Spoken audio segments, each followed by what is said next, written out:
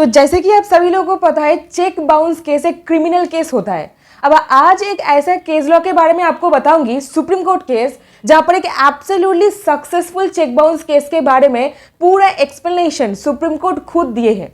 अभी किस तरीके से ये आपके केस में आप लागू कर सकते हो, कौन सा इसका फैक्ट्स है, किस तरीके से मतलब आम जनता के लाइफ में ये इफेक्ट करेगा, सब कुछ डिटेल में जानेंगे इस वीडियो में, क्योंकि बहुत ही इंपॉर्टेंट ये केस लॉ है। आज तक इसका रूलिंग फॉलो किया जाता है। वो कहते हैं ना, ओल्ड इज गोल्ड। तो ये केस बिल्कुल ऐसा ही एक केस है जो एकदम बरसों से फॉलो होता हुआ आ रहा है। तो चलिए कौन सा फैक्ट्स है जान लेंगे, बट उससे पहले एक छोटा सा रिक्वेस्ट, एक लाइक करके चैनल को सब्सक्राइब जरूर कर दीजिएगा, क्योंकि वही सपोर्ट आपका चाहिए होता है। ऐसे सिंपल सी लैंग्वेज में आपके बेनिफिट में आए ऐसे ही जजमेंट्स, कानून वगैरह हम लोग बताते रहते हैं। तो केस का नाम है Modi cement limited versus Shri Kuchil Kumar Nandi, supreme court of India. तो हुआ क्या था, मोदी सीमेंट एक सीमेंट कंपनी थे। अब श्री कुचिल कुमार नंदी जी के एक कंस्ट्रक्शन कंपनी थे। ये लोग दुबे कंस्ट्रक्शन के नाम से कंस्ट्रक्शन वर्क कंडक्ट करते थे। अब उसके लिए मोदी सीमेंट कंपनी से कुछ सीमेंट्स वगैरह खरीदा गया था। अब सीमेंट जो लिए थे उसका टोटल अमाउंट था 1,10,00,000 रुपए, 53,520 रुपीज। ये टोटल अमाउंट हो गया था जो सीमेंट वगैरह वो खरीदे थे। अभी इसी बीच में क्या होता है, सीमेंट खरीदने के लिए कुछ चेक वगैरह देने के लिए उनको बोला गया था। अब इसके लिए वो 3 चेक ड्रॉ किए थे। ये जो पर्टिकुलर डेट है, इस डेट पर इशू किया गया था। अब जब ये चेक इशू किया गया था, हर एक चेक का अमाउंट था 2 लाख रुपए, यानी कि 6 लाख रुपए का चेक इशू किया गया था। अब इसके बाद ये चेक को 9 जुलाई 1994 को वो इनकैशमेंट के लिए बैंक ऑफ इंडिया के पास लेके गए थे। बैंक वाले ये बोले दैट 8 अगस्त को एक इंस्ट्रक्शन जारी किया गया है दुबे कंस्ट्रक्शन लिमिटेड के पास से, दैट वो लोग पेमेंट देना बंद कर दिए हैं, यानी कि स्टॉपेज ऑफ पेमेंट ऐसा रीजन दे करके वो लोग पेमेंट को रोक दिए हैं। अब ध्यान से समझिए, चेक तो इशू हो गया था। अब इसके बाद एक इंस्ट्रक्शन जारी किया जाता है दैट हम लोग पेमेंट देना स्टॉप कर दिए, बंद कर दिए। तो ये कैसा हुआ, अभी इसी बीच में क्या होता है, चेक तो बाउंस हो जाता है। अब cheque bounce, stoppage of payment, ध्यान से सुनिएगा, ये बहुत ही इंपॉर्टेंट है, इसलिए मैं इतनी बार एम्फेसाइज कर रही हूं। Cheque bounce and stoppage of payment, क्या ये दोनों में कोई कनेक्शन है? तो यही था आगे सुप्रीम कोर्ट के पास डिसाइड करने के लिए। और अभी इसी बीच में मोदी सीमेंट कंपनी एक लीगल नोटिस सीधे इशू कर देते कुचिल कुमार नंदी जी को, दैट ये चेक जो दिया गया था ये बाउंस हो गया है, आपको 15 दिन का टाइम दिया जाता है। इस बीच में अगर आप पेमेंट नहीं करते हैं तो हम लोग 3 back to back criminal complaint file करेंगे जुडिशियल मजिस्ट्रेट के पास, अगर आप ये डेट के अंदर अंदर पैसा वापस नहीं करते हो। अभी क्या होता है, वो लोग पैसा वापस नहीं देते, सीधा केस पहुंच गया जुडिशियल मजिस्ट्रेट कैलकाटा के पास।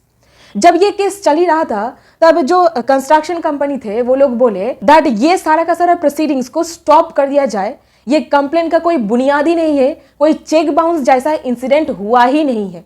तो ये बोल करके पूरा का पूरा प्रोसीडिंग्स को स्टे लगाने के लिए, मतलब स्थगित आदेश जारी करने के लिए ये लोग एप्लीकेशन मूव कर देते हैं। अब ये जब एप्लीकेशन मूव हुआ तब इंस्टेंटली उसको डिसमिस कर दिया गया, यानी कि रिजेक्ट कर दिया गया जुडिशियल मजिस्ट्रेट के पास से। अब जुडिशियल मजिस्ट्रेट जब ये रिजेक्ट कर दिए, तब ये लोग तो चुप नहीं बैठेंगे, ये लोग सीधे पहुंच गए ऑनरेबल हाई कोर्ट के पास अंडर सेक्शन 482 सीआरपीसी के तहत, जहां पर बोला गया है क्वॉशिंग ऑफ कंप्लेंट, यानी कि जो कंप्लेंट किया गया है उसको क्वॉश, बिल्कुल खारिज कर देने के लिए। अब हाई कोर्ट में जब केस पहुंचा, हाई कोर्ट डिटेल में मैटर को देखे, बट हाई कोर्ट बोले दैट यहाँ पर स्टॉपेज ऑफ पेमेंट हुआ है, कोई भी प्राइमा फेसी चेक बाउंस के लिए केस नहीं बन रहा है, जिसको बनने के लिए 138 एनआई एक्ट का जो इंग्रेडिएंट्स है उसको फुलफिल करना पड़ता है। तो एनआई एक्ट का जो कंडीशंस है 138 का, वो फुलफिल नहीं कर पाए हैं कंप्लेनेंट, इसलिए हम इसको खारिज कर देते, कोई बुनियाद नहीं है। अब ऑनरेबल हाई कोर्ट यहाँ पर ये बताए दैट 2 रीजन मेनली बताए थे। सबसे पहले, आप जो कंप्लेनेंट बता रहे हो दैट 138 एनआई एक्ट में कंप्लेंट दर्ज करने के लिए 2 चीज को सेटिस्फाई करना पड़ता है, दैट यहाँ पर डिसऑनर ऑफ चेक हुआ है, लैक ऑफ सफिशिएंट अमाउंट इसके लिए, या फिर यहाँ पर एक्सीड कर गया है अमाउंट इसलिए। तो दोनों के दोनों चीज ही सेटिस्फाई नहीं कर सके हैं जो यहाँ पर सीमेंट वाले कंप्लेनेंट थे उनके कंप्लेंट पर। अभी ये बोल करके हाई कोर्ट बोले दैट इंग्रेडिएंट्स जो सेक्शन 138 एनआई एक्ट में बोला गया है ये फुलफिल नहीं हो पा रहा है, इसलिए हम लोग इसको एब्सोल्युटली खारिज कर दिए। तो हाई कोर्ट सीधे सीधे बोल दिए दैट एब्सोल्युटली यहाँ पर डिसऑनर ऑफ चेक नहीं हुआ है, सिंपली यहाँ पर स्टॉपेज ऑफ पेमेंट हुआ है, इसलिए हम लोग ये कंप्लेंट को बिल्कुल भी एंटरटेन नहीं करेंगे under section 138 of the NI act. अभी ये केस सीधा पहुंच जाता है honourable supreme court of India के पास। ये मतलब एकदम वेरी वेलकमिंग जजमेंट है जिसको आज तक फॉलो किया जाता है, क्योंकि एक ऐसा जजमेंट सुप्रीम कोर्ट दिए जो हिस्ट्री में एकदम लैंडमार्क होकर के रह गए। तो सबसे पहला पॉइंट, सुप्रीम कोर्ट यहाँ पर दोनों तरफ के मैटर को समझे और ऑनरेबल हाई कोर्ट जो जजमेंट पास किए उसका बिल्कुल रिस्पेक्टफुली कॉन्ट्राडिक्ट करते हुए ये बोले जहां पर एक चेक दिया जा रहा है, अभी उस चेक को देने के बाद आप फिर से एक बार इंस्ट्रक्शन जारी कर रहे हो तो हम लोग पेमेंट देना स्टॉप कर चुके हैं। दैट मीन्स व्हाट, ये चेक का डिसऑनरी हो रहा है एक तरीके से। तो एक तरीके से आप चेक दे भी रहे हो, दूसरे तरफ आप ये भी बोल रहे हो हम लोग देना बंद कर दिए, तो इसका मतलब क्या, आपके पास एक डिसऑनेस्ट इंटेंशन था जो कि एब्सोल्युटली प्राइमा फेसी है 138 ऑफ द एनआई एक्ट। अब 139 ऑफ द एनआई एक्ट बोलता है एक प्राइमा फेसी जो प्रिजम्पशन के बारे में वो एब्सोल्युटली रिबर्टेबल है। दैट मींस आप उसको कोर्ट में एविडेंस दे करके प्रूफ कर सकते हो, रिबर्ट कर सकते हो दैट ये सच नहीं है जो भी है।